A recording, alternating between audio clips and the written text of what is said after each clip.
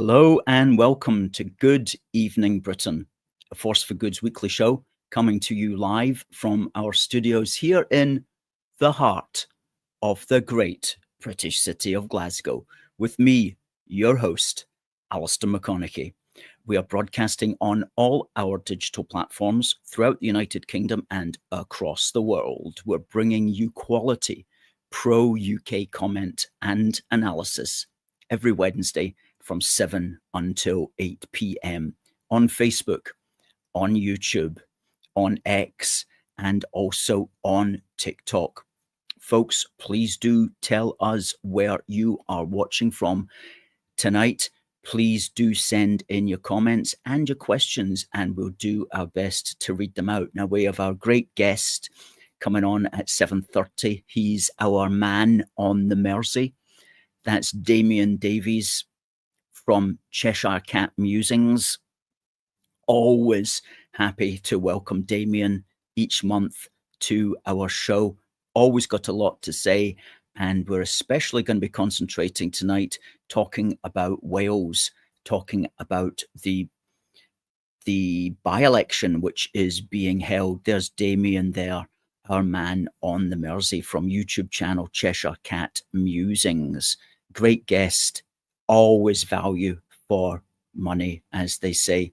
Always got some great unionist insights. So we're going to be looking at tomorrow's very important by-election in Caerphilly in South Wales, which is a Senedd by-election, which has the chance to overturn the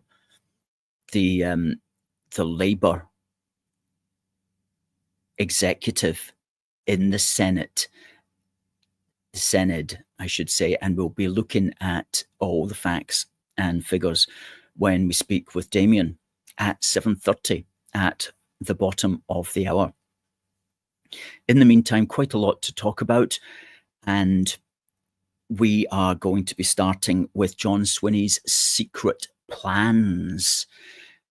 If he doesn't get his way next year at the Holyrood election, if he wins the election with a majority of seats, he's going to start lobbying for, guess what? A more entrepreneurial Scotland, a more economically successful Scotland, a Scotland that protects its borders, a Scotland that protects its people. No, he's not going to be arguing for those things. A Scotland that reduces the terrible numbers of drug addiction in Scotland and poverty. No, he won't be arguing for any of that. Instead, he's going to be arguing for a second referendum to try to split the British against themselves. How unconstructive can he get? Anyway, that's his modus operandi, and that's what he wakes up in the morning intending to do every day. Some of us wake up in the morning, it's like, how can we make Britain better? He wakes up every morning and decides, how can we actually destroy the United Kingdom? Very negative, very sad. Anyway, he says he's got a secret plan if he doesn't get his way. So we're going to just examine what his secret plan could possibly be. Before we do that, let's say hello to our incomers tonight. Derek's first in, says, good evening, everyone. Another nice day. We really need to focus on getting the SNP out next year, don't we just? Nice to see Debbie. Good evening to you too, Debbie. And to Rafa. Good evening. And Oksana. Paul. Greetings from the Garden of England. Your parcel's on the way, Paul. And Paul bought some more of our books, as he said he was going to do last week. And that's, hopefully you'll get them in the next couple of days. Catherine reposted this stream. Now, if you are on X, if you're watching, please just give that a repost. Costs absolutely nothing, but it really does help us on Twitter to get the message out. We have a lot of viewers on Twitter. We can have very many more if people simply repost the stream. Just fire that stream out. You just have to hit repost, bang, it's gone into the ether. Really helps the algorithm, really helps us get the message out. So please do repost on Twitter. So easy to really push the positive message that we have here every Wednesday from 7 until 8 p.m. on Good Evening Britain, our 158th show. That has to be worth something, as we always say. World Fun says, UK A Force for Good will bust all the misinformation. We absolutely will. That's our job.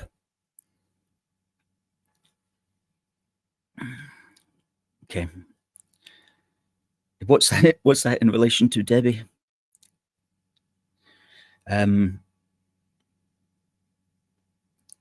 Hi to Stephen, and from Kathleen in Seal, and to Alan. Always good to have Alan in the house. Now, next year, we have an all-important and really quite decisive Scottish Holyrood election, because it's going to set Scotland on the agenda, which it's either going to be the SNP Green agenda, largely unopposed by Labour, which is to open Scotland's borders to the world and to keep advocating for a Scotland which is no more than a living space for the rest of the world, or it is going to be put on a direction where suddenly there's voices speaking strongly against that. And so it depends where everything goes next year. If you want a Scotland that's merely a living space for the world, then you've got your John Swinney, you've got your Green Party, and you've got the Labour Party, which won't really kick up much of a fuss about that. If you want borders controlled, then there will be other people in the running with a good chance of getting their voices heard. So it's going to be a very critical election next year. Now, John Swinney is hoping against hope that his party gets a majority of the 129 seats. That would be 65 seats.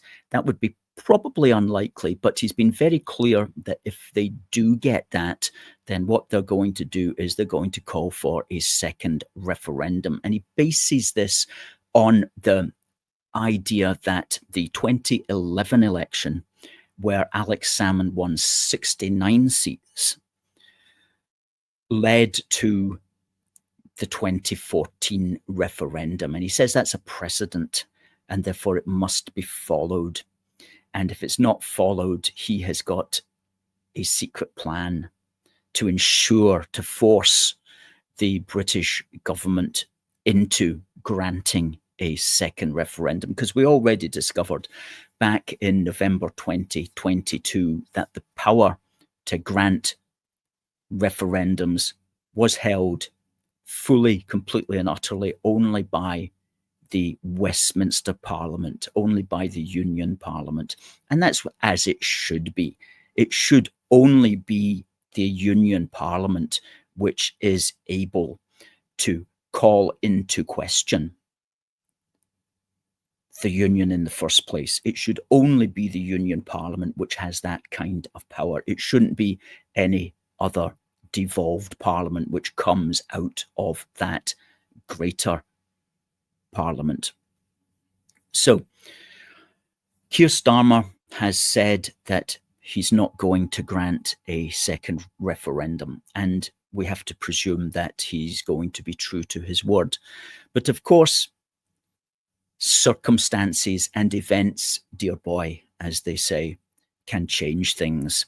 And if John Swinney was somehow to sweep to power with 65 or more MSPs, then we have to know that the Scottish media would go hammer and tongs promoting a second referendum and saying that any kind of denial was a denial of democracy. That's what they would do. So would Keir Starmer hold fast in the face of that energy and that determination and that media onslaught, which, believe me, would be promoted by the entire Scottish media? We have to hope that he would. But say he said no, you're still not getting a referendum. What would John Swinney do? What could his secret plans, as he likes to say, possibly be? Well, I think that he would almost certainly go down the legal route again. And what he would say, he would have a couple of arguments, and he would probably take these to court on a rolling basis. He'd bring out his first argument, it would go to court, it would go through all the tiers of the court system, and then he'd bring out the second one if the first one failed, and so on. However, his remaining legal arguments that he would try to exploit really don't hold any kind of water. The first one would be that there is a precedent to being granted a referendum if a party wins a majority of the seats. And he would point to 2011 when Alex Salmond won 69 seats. And he would say David Cameron granted a referendum, worked with Alex Salmond to organize it. The precedent exists that when this happens, when a party gets enough seats, then it should be granted a referendum because we have a precedent. And he'd take that to court, and he would know that he would lose that easily. But he wouldn't care, because the purpose would just simply be the propaganda of weeks and months of making a noise about this. Even though he knows he's going to lose, he would understand. Even though he knew he was going to lose, he'd keep doing it, and he's going to lose because it's not a legal issue. The fact that David Cameron granted the referendum, that's a precedent, certainly, but it's not a legal matter. There's no law that says that has to happen, and courts can only adjudicate upon the law. And there's no law that says that if a party gets a certain number of seats, then they have to be granted a referendum. So that would probably actually get thrown out by the first court. The Scottish executive might try to take it higher, but it would probably just get thrown out. But that wouldn't stop Swinney from setting out on that course, because, as I say, the purpose is the propaganda of it. And he knows full well that most people don't understand the difference between a political issue and a legal issue that a court can adjudicate upon. So many of his supporters would just see it as Westminster or the Supreme Court or London or the English or what have you, once again denying Scotland its democracy. So that's one legal route that he would take. The second legal route, which is slightly stronger in law, is the idea that within the British constitutional system at the moment, there already exists a mechanism for a country to hold a referendum to leave the UK.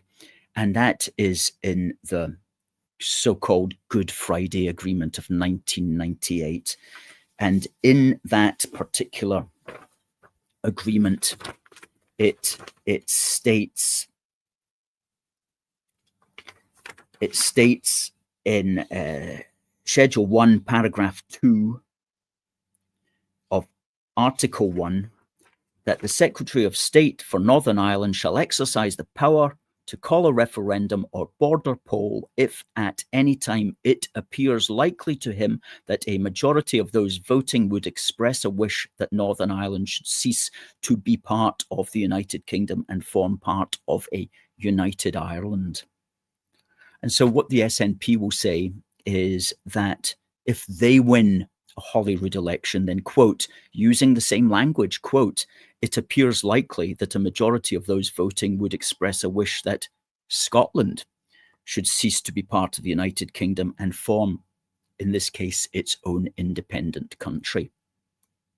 And so they'd make the case that what applies to Northern Ireland should also apply to Scotland. And they'd make the case that there's already this precedent in British constitutional law. And I think they would have a political case to make. But here's the thing again, they would not have a legal case, because that legal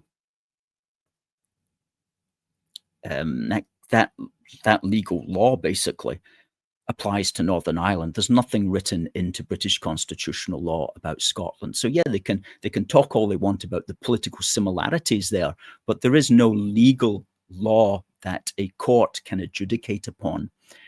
A judge would just look at that and say, well, this applies to Northern Ireland. It doesn't apply to Scotland. You, John Swinney, might be upset that it doesn't apply to Scotland, but hey, it doesn't apply to Scotland. So there's nothing a court can do to grant your wishes here, other than maybe make some sort of comment like I've just made, that this is political, and if Parliament wants it to apply to Scotland, they're going to have to change the law in that sense. So again, that would get thrown out. But again, the purpose of taking something like that to court, or getting a court to rule on it in some way, is simply the propaganda that Swinney and everybody else would be able to talk about and able to complain about, and able to say, isn't it so unfair that Scotland doesn't have this mechanism, and so on and so forth. And so that's the second secret plan that he's probably got up his sleeve. And a third secret plan, which is by far a very risky one, but which I've seen being suggested, is if he was particularly angry about this, what he could do is resign. He could resign, and he could force another Holyrood election specifically on this topic. And he can do that under Section 3.1 of the Scotland Act 1998, where if the First Minister resigns, then Holyrood has to elect a new First Minister within 28 days. And so if the SNP did have a majority of 65 out of the 129, and they all agreed with this course of action, then they could vote down any replacement First Minister that was offered by the Tories or Labour or Reform or by anybody else. And if 28 days passed and the SNP had voted down every single suggested First Minister, then they would have to have another Holyrood election, and John Swinney would go into that election saying this is going to be a de facto referendum. And he would be pushing the issue in that way, but that would be extremely risky because he could lose it. And we spoke about this in our book, One Big Country, a big book for the Union, Volume 1. In fact, in chapter 10, we looked at all the potential SNP mandates. And this was number 12. And we pointed out that Edward Heath tried to get the authority of the people behind him when he deliberately resigned in 1974, and he lost that. And then when Theresa May tried to capitalise upon Labour's problems in 2017, hoping that she would be returned with an even bigger mandate, with even more MPs, she lost what little overall majority she had at that time. So it's a very risky proposition for somebody to do. But hey, maybe John Swinney would do it. Maybe he would pull that nuclear option if he just felt sick and tired of everything. However, all of that, as I say, depends upon them getting a majority of 65 seats or more in 2026. And all of that looks, quite frankly, unlikely.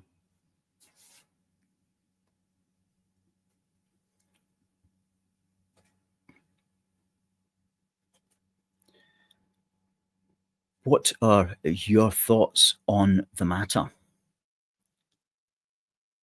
Now,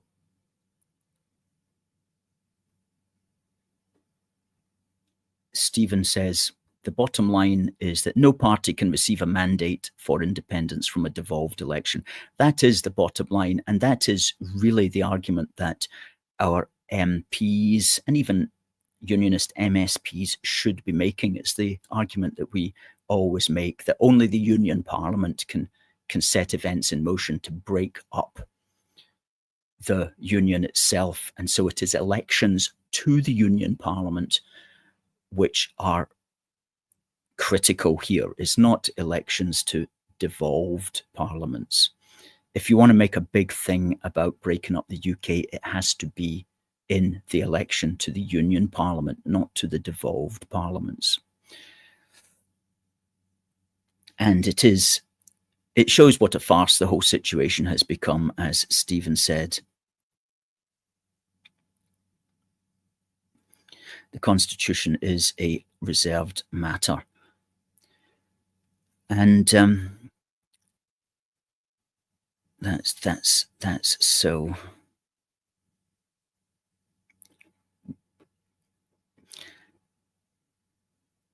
Paul says, Swinney just has to make himself appear relevant and make a lot of noise. Yes, it's just propaganda and fostering grievances. And so much politics is just that, you know. And sometimes we can get too tied up in the letter of the law, because sometimes just the sheer noise itself creates political events that set things in motion, which you wouldn't want to be set in motion. But I agree with Rafa here, who says Swinney has to go. Well, yeah, he does, but who's going to replace him? It's going to be either Stephen Flynn or it's going to be Mary McCallan.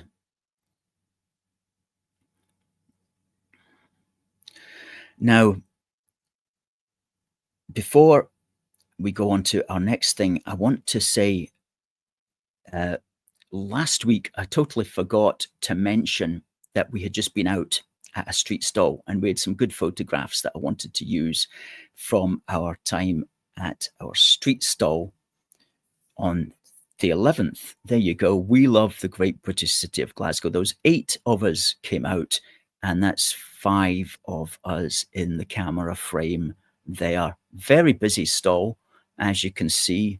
Lots going on. I always get a good reception. And thank you to everybody who came up to the stall, including this very enthusiastic chap there who appears to be raising a toast to a force for good. And he certainly did toast us quite literally. He was very, very happy to see us on the street, as you can see. And we were very happy to say hello to that gentleman as well. So that's a good cheery photograph that I really like. The other thing that we just did a couple of days ago was, and this ties in with the Welsh theme, which we're going to be discussing with our man on the Mersey, Damien Davies, at 7:30. The Welsh, they call themselves YesCymru. They're like the all under one banner people. They had a march in, I'm going to say Rhyl, RHYL. I know Debbie will correct me if I didn't get that one right.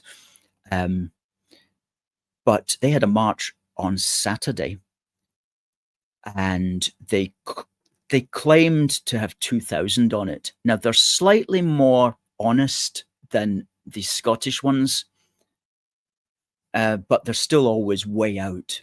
So we counted their march from video evidence that we acquired, and there was 750, give or take 1 or 2% difference there for anybody else who might count them.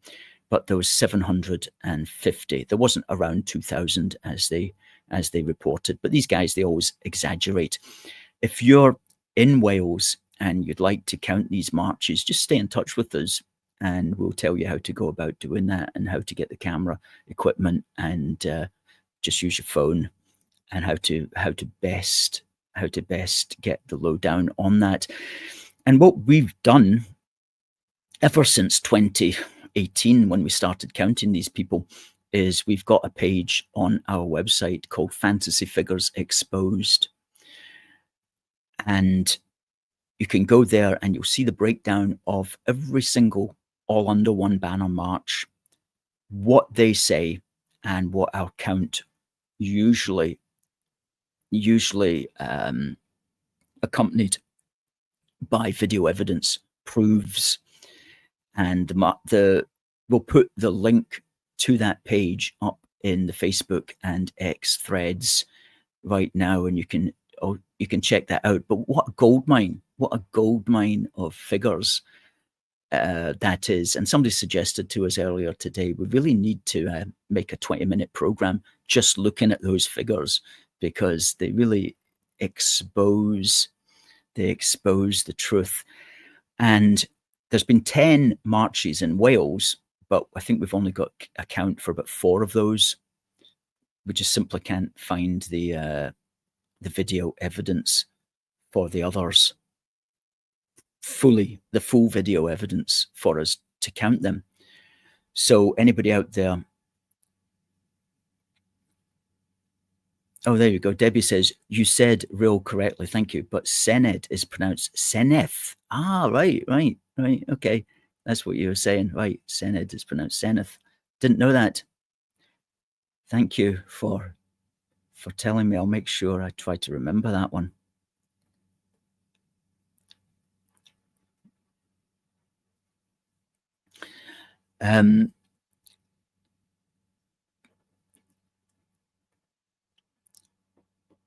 Now, coming up, let me just see if I can share that screen. Coming up is Damien, who's coming up in a couple of minutes. But let me just share the screen here with our Fantasy Figures Exposed. And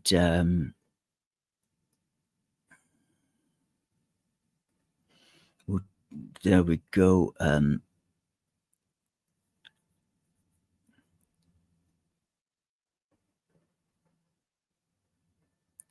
There you go. So from the last one there in Scotland, all the ones at the top here are Scotland. So we're going way back. And these were the ones here going way back that we had a counter presence at. These are the ones that we don't have a number for. And these are the Welsh ones. Yeah. We've got figures there for 4 of them. They had one in Barry back in April where we did have an AFFG camera person at that. And they said 6,000 to 7,000 citing the police, but the police, of course, were way out because the actual was 923. 923, which is significantly different, significantly less than 7,000, Mr. Welsh policeman. Good. Okay. As I say, we'll send out the link for that in the X and Facebook. Now, we have our man, Damien, who is going to join us. Damien runs CheshireCatMusings, all one word, on YouTube. Folks, please say hello to Damien. Good evening, Damien. Good evening. How are we doing? Are we all right? Yeah, doing well. I like your wee flag in the background there, Union Jack, with the Welsh dragon. Good stuff. Well, you're at the actual. You're in, which is north. Oh, there you go. Excellent. You're in the north area of the border. Caerphilly is down in the south. In fact, that's where the by-election is tomorrow, just so people know up the map there of exactly where it is. There it is down there in South Wales. Now, this is for the Senedd. Okay. And what's the word that you've been hearing regarding that? It's currently held. In fact, let's look just at the result in 2021 for that particular constituency. Labour's David was pretty much in the lead there on over 13,000, and Plaid came in at 8. And Reform are away down there with barely 500 votes, away down at the bottom. That was in 2021. Now, Mr. David unfortunately passed away, and so the seat has become vacant. Okay. That's the people who are standing. We'll have another look at that in a moment. But for now, Damien, what's your thoughts on what might be happening tomorrow? I think that Reform are going to comfortably win it. I think it's going to be close. It's not going to be the Runcorn and Hounsby by-election close, where it's down to, hello, Catherine. It's not going to be down to 6 votes like it was in my constituency. I think they'll pip it by a couple of percentage points in my particular view. I think that Wales is sick of Labour, just like they were sick of Labour up in Scotland for being basically neglected, much like the North. This is exactly what they did with the devolution settlement. They thought, we've got these areas forever and a day. We don't really need to put our best people there. That's why you got all the prominent Scottish politicians like Gordon Brown and Tony Blair. Yes, Tony Blair is Scottish. And they go down to Westminster. They don't stay in Edinburgh for some reason. And it's the same thing in Wales. They just put all the best candidates down at, the proper parliaments. And that's why the separatists up in Scotland and the separatists in Wales have such a strong, I don't want to say voice, because the rhetoric is a bit nonsensical. Like, I don't actually know the guy's name, but the leader of the separatists in Wales, he says, like, we've got no borders. We want a borderless country. We want all migrants are welcome. That sort of mentality. But if that isn't that antithetical to being a separatist, isn't the whole point of being a separatist is that you do want a border? It's just specifically with England. That's what I think all the Celtic nations have in common with their separatists. It's not about nationhood for their country, it's about hatred of the English. That's an interesting point. It is an interesting point, and I don't like to acknowledge that in the sense of it's not a very nice thing to acknowledge, but one does often come to that sort of conclusion. It's like in a sense. It's like one of the arguments that I remember up in Scotland when you had your referendum in 2014 is, well, but how your English is nothing to do with you. But these are the very same people that will go out to the mass deportations protests and say migrants are welcome. So which is it? You've got a problem with somebody with England having a voice in your parliaments or in your political discourse, but you're okay with Abdul from Kabul to come over and become Scottish. Which is it? Make it make sense. Make it make sense. It only makes sense. It only makes sense through that perspective that, in fact, they simply don't like, quote unquote, the English, however they may define them. Just a quick word to the folk on TikTok. If you want to see this interview, you'll need to go over to youtube.com/UK A Force for Good, and you'll see us, and you'll see the mighty man from the Mersey, Damien Davies. Good. But here's the thing, from my perspective, from a unionist perspective, it means that I can take things that are Scottish and they're my own. Say, for example, if I got married tomorrow, I potentially would get married in a kilt. And that's part of my British identity. That's not specifically Scottish. And a lot of people, especially locally, will look at me and go, Damien, you're nuts. What do you want? You're not Scottish. I'm like, I'm British. It's part of my identity. It's part of my country. I'm not necessarily saying I'll eat a haggis because I don't like haggis. But you get the point I'm trying to make. It's like It's just part of our traditions, and that's the whole point of it. I mean, and that's the way I feel about it. Yeah. Now, the thing back to this by-election down in Caerphilly, some of the rhetoric that's coming out from the Labours in Wales is, don't vote Reform, they're going to privatise your NHS. Well, even if that was true, which is not, by the way, and I'm on the fence whether I'd actually like that or not, I can be argued either way. What they're forgetting is this is a single Senedd member, which will mean that Reform get 2 Senedd members as opposed to 1. This isn't the Senedd elections of next year. This isn't what we're talking about here. So when they're making these big policy debates or making it a talking point and saying, do you want them to privatise your NHS? Well, that's not on the table tomorrow. The table is, do you want a single assembly member? That's what's on the table. If they had a strong argument, they wouldn't have to make points that aren't relevant yet. So do you think Labour are sort of out the running here? Well, yes, it's a two-horse race. There's 2 horses between the separatists and Reform. That's the way it is. And you'll also find, I've done a bit of legwork on this, you'll find the native Welsh speakers tend to skew towards Plaid, and the native Anglicised Welsh people tend to skew towards Reform. Obviously, there are outliers. You'll get some people that speak Welsh that will vote Reform, and some people that have English as the first language vote for Plaid. But generally speaking, that's the pattern, and you can look at on like heat maps and things like that. You tend to find, and it's probably the same up in Scotland, even though you probably don't have as many native Gaelic speakers that they do to Welsh speakers in Wales, but the principle's still the same.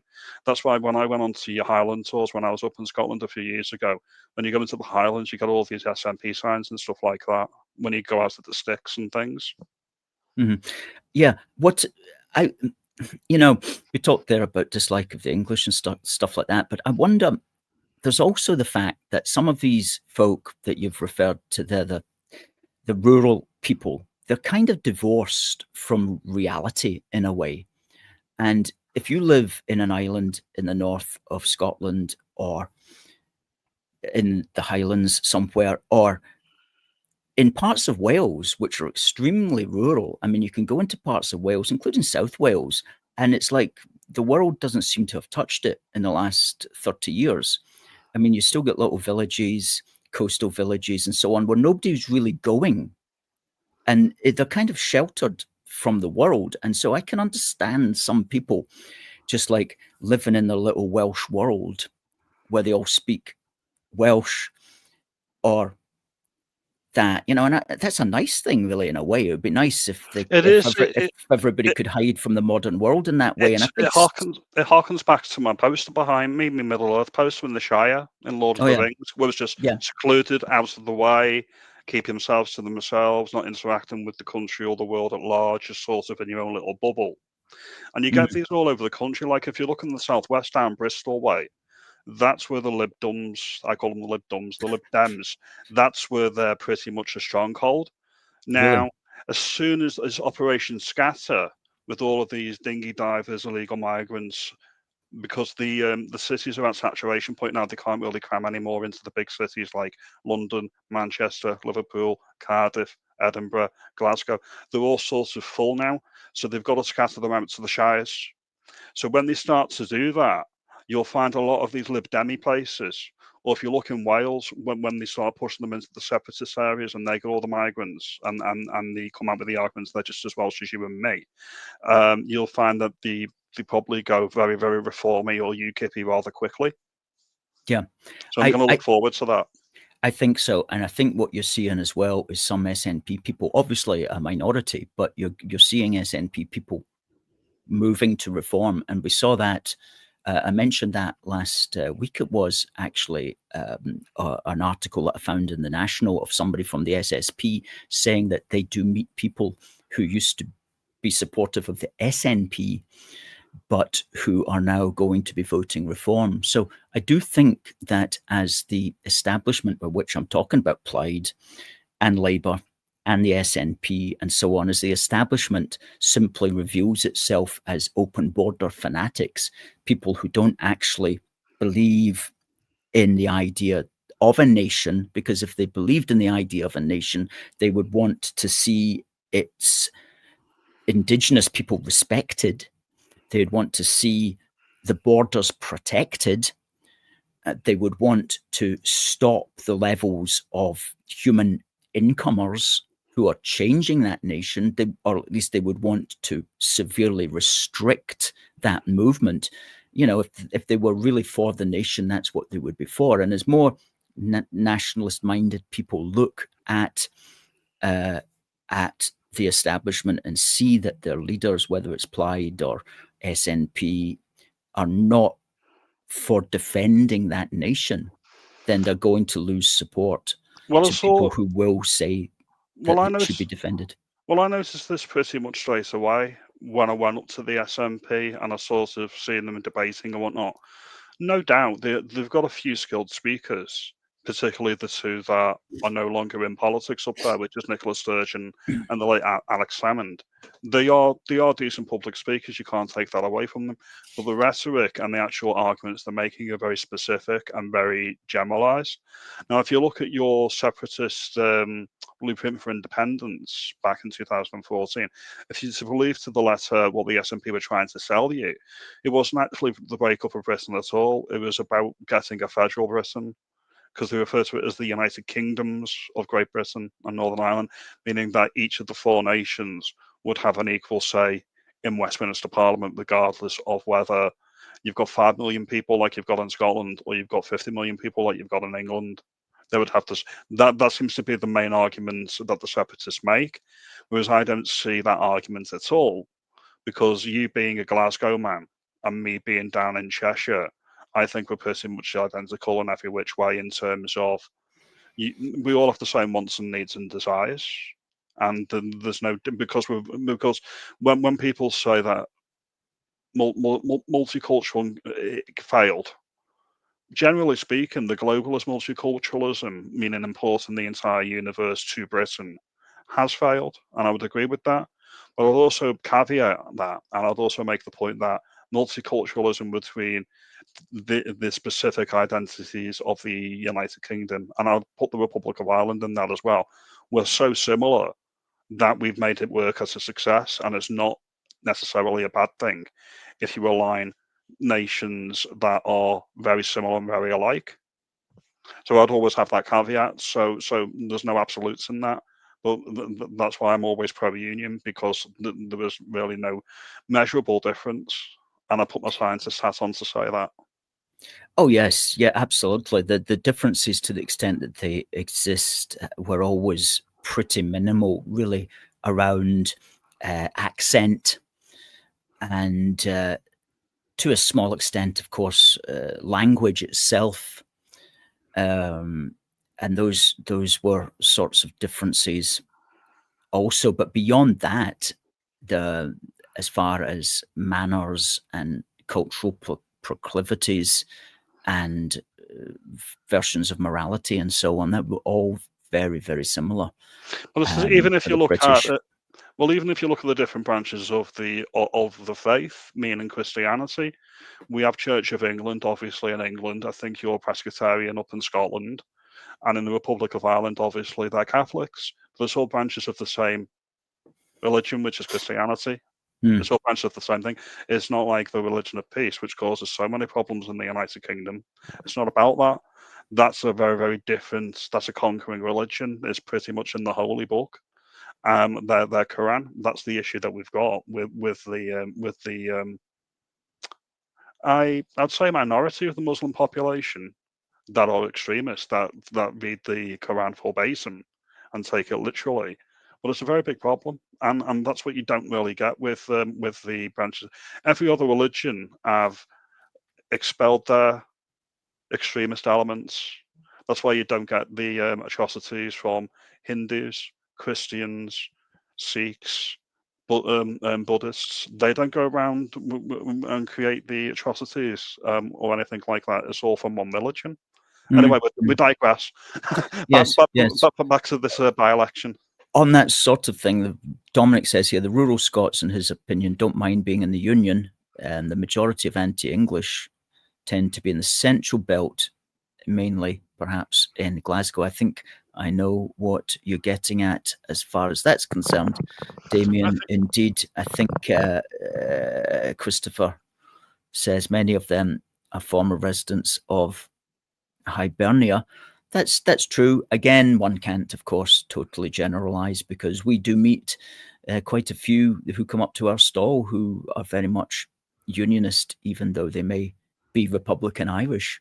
But They're here's the for thing. like keeping Britain together because they see that's the best thing. That's, of course, so there's always Well, it's also pride and ego, I would say. All right. There's a lot of devolved politicians like your Nicola Sturgeon, all right, that not necessarily want Scotland to be independent or sorry, separate from the United Kingdom because it would be better for Scotland. They want the separation from the United Kingdom for their ego. Mm. It's simply they want to be a world leader on the world stage. They want to go around the world. They want to waste your taxpayers' money with a separate country. To heck to whether it's actually better for Scotland or England, that's an aside. It's all about their own ego, and you see that a lot in politics. If people strip ego out of it, then you probably get a lot more effective people in the parliaments, which is what we need. When you look at our parliament, by the way, down in London, I think to myself, when these bills are going through parliaments and whatnot, how often do each of the individual MPs actually read a bill from top to bottom? Like, I'll give you an example. The Online Safety Act is over 500 pages long. All right. Back in the day, 100 years ago, 200 years ago, these parliamentarians wrote the laws themselves. They legislated the laws. They wrote the laws. They were lawyers. They were academics. They knew what they were bringing into law. When you look at the current parliament, do you think that we've got the thinkers, the best thinkers of the country, legal experts and whatnot, actually as elected parliamentarians? Or do you think they get the abridged Cliff Note version, a quick summary of what the bill's intended to do, and then they get whipped by the parties who run it through anyway? Oh yeah, that has to be the case. In fact, I'm sure that most of the politicians simply never look at a bill, and in a sense, how can they? Because they're busy doing lots of other things. They've got their constituency work to do, which is a full-time job in itself. And trying to read a 500-page act on health and safety when you yourself know absolutely nothing about that field is an impossible task that you're asking them. So they will simply look to the party leadership who will have a position on it, and they'll say, Joe Bloggs, yeah, vote yes for this, vote no for that. And they'll do as the whips instruct them to do, and that's pretty much all leave it there. They told me it was a good thing. I've read the abridged version, 2 pages long. They say it's going to be used for this. And they don't interrogate it any further, and I think that's what we've lost. It's like, again, I'll digress slightly. Do you know, like when you get like these people and they're getting arrested for burning a Quran by the police, and they use a Public Order Act to do that? The Public Order Acts that were brought in the 1980s under Thatcher, they were brought in to specifically address football hooliganism and to stop rioting at football matches and whatnot. They weren't designed to say you can't talk bad about Muslims or Islam in Okay. public because you're going to provoke them to attack you. It was never designed for that. And you'll get this all the time, that laws are misrepresented in that way. Anyway, yeah. Well, that's right, and a law can be, extended out to address issues, as you're just saying, that was never intended to. Yeah. So back to the election tomorrow. Let's just have a look at the candidates who are standing here, and that's them in alphabetical order by surname. What's the GWLAD? Gwlad? You know anything about that? the GW. See the second one there. I don't actually. I believe it is. It's another nationalist organization, but I think it's like I think it's like the Welsh version of ALBA. Yeah, it is essentially another separatist party. I'm just looking at it now. In late 2017, a preliminary meeting, blah, blah, blah, blah, blah. Yeah, I just think it's another separatist outfit. It's probably they're jumping on the same train. Probably the Alba Party or Alba Party jumped on in Scotland, which is basically people that are disheartened with the SNP but still support separatism. They've got somewhere to go, so I think it's a receptacle for those people. Yeah, that's what that'll be. Okay.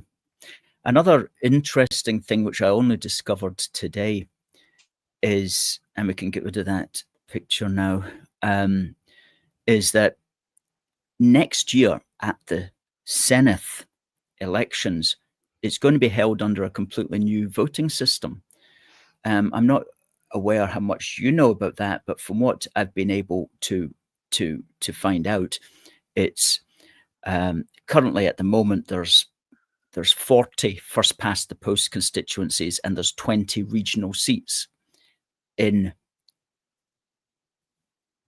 all of 5 regions. Now, what they're doing, and this is in Wales, it's not in Scotland, but in Wales, they're changing it. They're scrapping all the first past the post seats and they're scrapping the regions, and they're having 16 regions, each of which elects 6 members of the Senedd, giving 96 members of the Senedd altogether. So they've leaped from 60 members of the Senedd at current time to next year they're going to have 96 elected by a whole new, well, it's going to be the proportional representation system that essentially works at the moment for the regional list. So in other words, changing it quite significantly into 16 regions, each electing 6 candidates by proportional representation. So that's a major change. And I wonder how long we have to wait before that comes to Scotland. And I read about it today, and of course they make up all the arguments that, you know, you'll be better represented and you'll have more members of the Senedd to representing you. Well, now I would push back on all that kind of nonsense. I would push back on that and say if the calibre of the politician for the 60 is anything to go by, I want less, not more. But you wouldn't want any more. You definitely wouldn't want any more. Well, no, definitely not. I'm actually thinking of running as a Reform candidate as a local councillor when my elections come up, because I'm in Runcorn and Helsby, but the way that it works down here is I'm actually in a unitary authority which is called Halton, which includes Widnes, which is the other town on the opposite side of the River Mersey to me, and that's controlled by Labour. Now, they're currently butting heads with our Reform MP. So I put my name forward to be a candidate. Now, whether they accept me as a candidate is another matter, because on my channel, on my YouTube channel, I have been critical of Reform, even though I'm a member of Reform and I do vote for them. And I'm glad that Sarah Potion is my MP. I won't shy away from critiquing anyone or anything that I think needs the attention. So when that incident with Rupert Lowe happened, I critiqued that. And there was another incident regarding Rupert Lowe and an incident with his own dog, and I critique that. Just whether they look at that and they're like, well, he's not a team player. He's going to critique us. I'm like, of course I will. I'll critique anybody. You're not going to shut me up. Of course, I'll critique anyone, and that's the only way. That's the only way. You have to critique everybody, and you have to do that. Oh, absolutely. Well, I think that you should at least put your name forward, and that you should see how you get on, and definitely. You've certainly got the ability, and you've got the mentality that should fit right in. But of course, they will be concerned about running a tight ship, and so if they see people who are not who have got a kind of mind of their own, as it were, as you've obviously got running your YouTube channel, then they might be a little bit hesitant. That's the only thing. But for no other reason, you should have a good chance of that. Well, and I do hope that you could be elected. I mean, there was an incident, right? So I'll say this, right? There was an incident down south. I can't remember specifically where, but the local Labour one, I think it was in east of England, down Epping Way, where all the migrant hotel protests started. It was down in that particular area. I think it was Basildon, which is where James McMurdoch is currently the Independent MP, but he was elected on the Reform ticket. Basically, word got out to the Reform council, the Labour councillors, that the head teacher of that school was pro-Reform. Shock horror. And the Labour council tried to get him to resign his position as head teacher of the school because of the safeguarding issue of somebody who supports Reform being around children. I know. Mental. I know. No, Yeah. no. So I'm saying, and then they tried to reword it and say, well, it's not necessarily that. It's a lot of the local reform councillors are volunteering in the local community, and they're going to be around children, and they're going to be like traffic wardens and things like that. You know, like the lollipop ladies and things like that, or the lollipop man. And what it is, and I called it out. Essentially, what it is. Labour used to be the party of community and localism, and they used to do all of this stuff, you know, helping out in the neighbourhoods and things like that. But in all of these areas, anywhere where they're basically elected, the north of England, in Wales, and it's the same up in Scotland as well, they don't bother with any of that, what they call busy work anymore. It's beneath them. The Yeah. champagne socialists, they don't want to, well, they don't deal with the working class. Go near the work. No. Yeah. And that's what they're afraid of. That's why they're using every trick in the book against reform, Yeah. because they're actually putting in the hard yards on the ground in local communities, doing things like this, like local bake sales, working in the local community centre as a volunteer, you know, going to the old people's homes and sitting with the old elderly people, the people that will actually vote in elections. And Labour are thinking, we've abandoned our communities. The people know we've abandoned our communities. And then you look at the mess that they're making of the grooming gang inquiry down in London, how all of these white British girls all over the country were let down in predominantly Labour-led areas. I'm like, we're screwed. We're completely screwed. Yes, I wouldn't like to be depending upon my position within the Labour Party in order to keep me in bread and butter And then you these look at the days. and then you I look at the have to farmers' say, tax. You get all of these rural MPs, Labour MPs that were brought in, and they won these rural constituencies off the Tories. And then yeah, they backstabbed all the farmers as well. And the farmers, it looks like the farmers are going to be staging a national strike, and they're going to be starving the supermarkets of produce as well. So that's going to be interesting when that kicks off. starving the supermarkets. Well, I hope they don't backfire and end up starving the population. Well, But I'm sure they've got it figured out in some way. what's the old adage? It's basically every man's 3 meals away, or three famous meals away from an uprising. Oh, absolutely. And you know, once the food stops going into the supermarket, most people have got literally don't even have cans in their cupboards. I always say to people, keep at least 3 months worth of canned food, Well, yeah, and definitely. yeah, absolutely, keep it and just use it on a rotating basis. Anyway, on that happy thought of Armageddon, let's bring this very quick 28 minutes interview to a sorry end. People can find you, Damien Davies, on youtube.com/at CheshireCatMusings, all one word, and ensure I'll that there just be at in there. Now I know you're live, by the way, so I'll just say this quickly. I'm only half serious, but if you ever want me on for a full hour, I'd be open to that in future if you want to consider it. So Absolutely, would love to. Would love to have you because it on. seems because it seems like whenever other chat, as soon as we get a good chat going, it sort of winds down. So if you ever want to do a longer one, just let me know. Let's figure out how we can do that. Definitely, maybe we'll run a Christmas special or something like that. That might be an idea, actually, because we'll be doing our Christmas crowdfunder. So maybe we should think about having a Christmas special. For the first couple of years that we were on YouTube, we actually did 2 Christmases in succession. We did a 10-hour telethon. I think it was in 2019 and 2020, but at the time we didn't have all that many YouTube viewers, and we just didn't think it was worth doing again. Excuse me. We're not about to do that again because it was pretty hard work, I have to say. But we could do a couple of hours, 2-3 hours, something like that. Maybe we'll figure that out. Thanks for the suggestion, Damien. We'll have you on next month again. You're definitely our man on the Mersey, who brings us all the good chat. So until then, Damien, we'll say good night. Thank you very much for having me on, and all the best. And I'm sure we'll have a catch up soon. So thanks for your time, Alistair. Good night. Good night. Fantastic. Damien Davies of the YouTube channel CheshireCatMusings.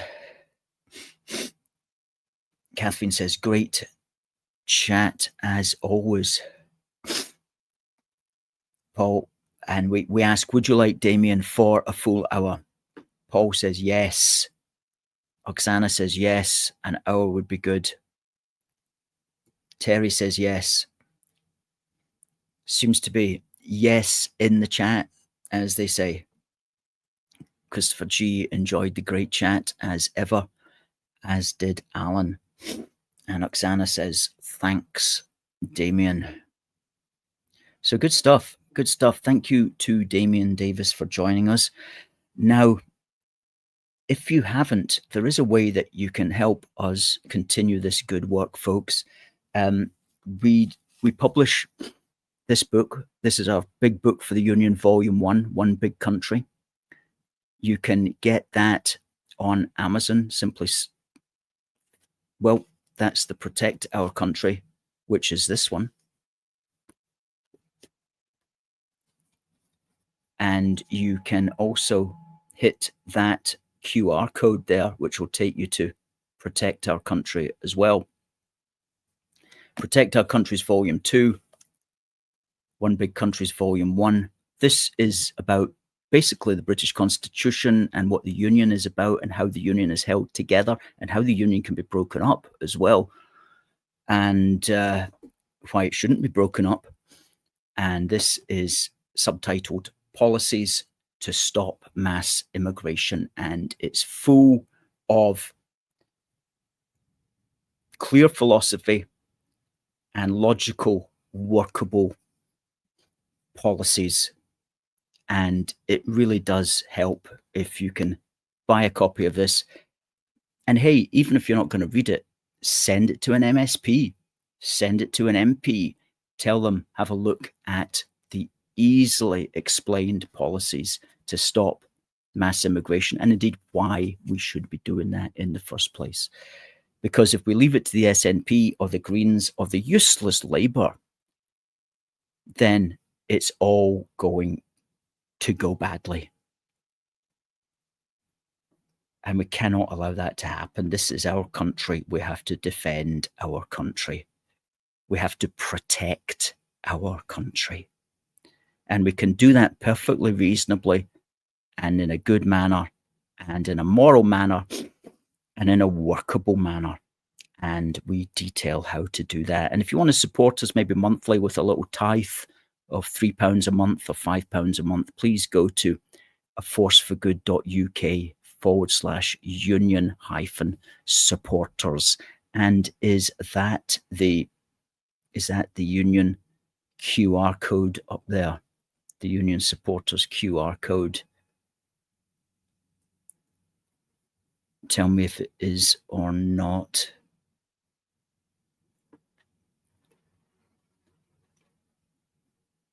Yes, it is. It absolutely is. So hit that QR code and you'll be taken to that website address. And we do need and value our monthly supporters. Thank you to everybody who's helping in whatever way that they possibly can. And I know that is a lot of people. Now, folks, we are not going to be back next week. We'll be back the week after. So we're taking a break next Wednesday, but we'll see you the Wednesday after, which will be the 5th of November. And so until then, we'll end with Terry Harris, who says, thank you for the time, effort and dedication you put into this channel. Well, thank you, Terry, and thank you to the viewers. And it just remains for me to say, God bless the United Kingdom and God save the King. See you next time.